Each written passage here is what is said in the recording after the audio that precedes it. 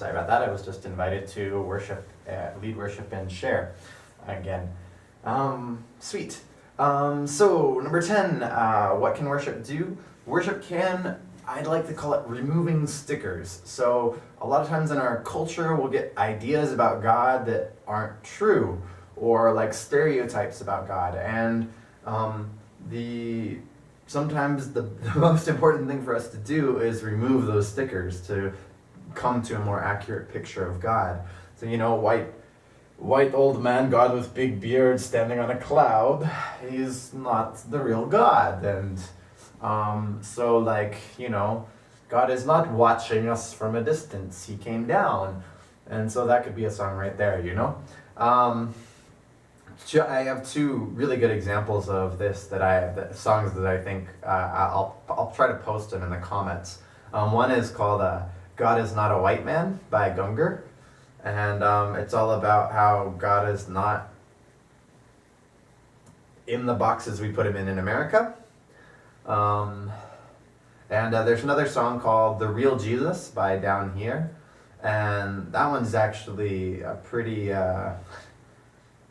it's a pretty intense song as well. And it talks about the different ways that Jesus is portrayed in our society. And this one's a little more Christian song rather than just a worship song.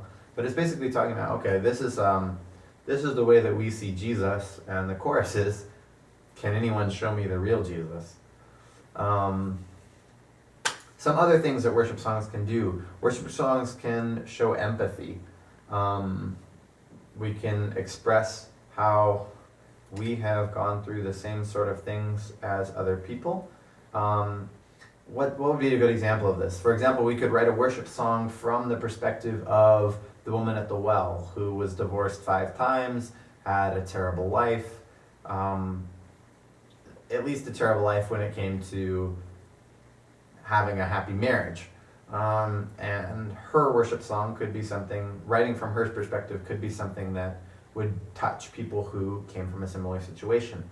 You have to be careful for this because there actually isn't anyone in the world who is voiceless.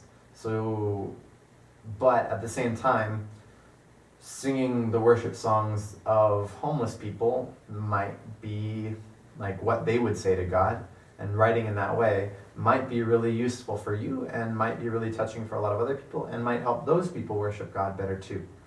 I remember meeting one homeless person that said, I said, God bless you, and she said, he already has, he already does, and he already will.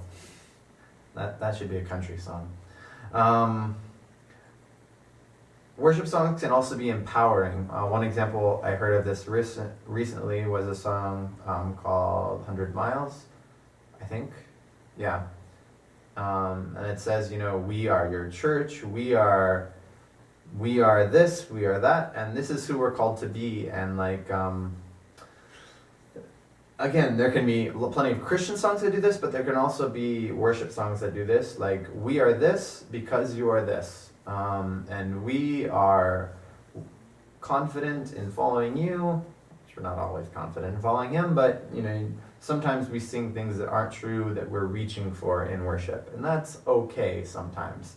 But you shouldn't do it all the time because then it's like we're hypocrites. So songs can be empowering.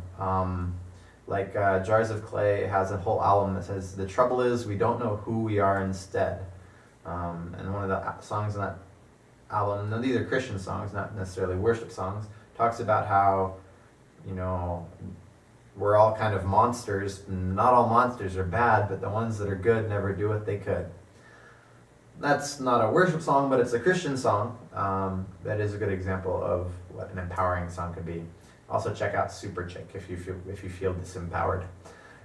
There's also justice songs. So this would be a song that would be similar to that. That would be a worship song based on like a certain issue.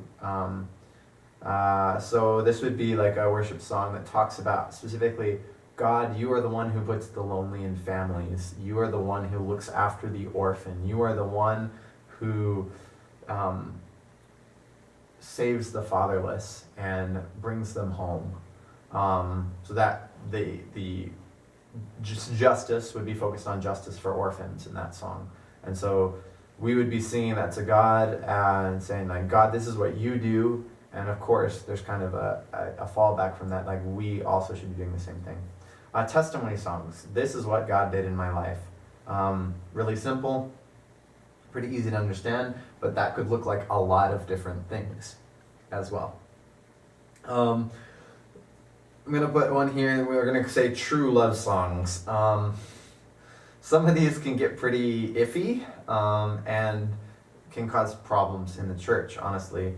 For example, there's certain churches that where it's really popular to sing songs based on Song of Songs in the Bible and to sing those songs to God. But our relationship with God should be deeper than sexual, but we don't have a sexual relationship with God.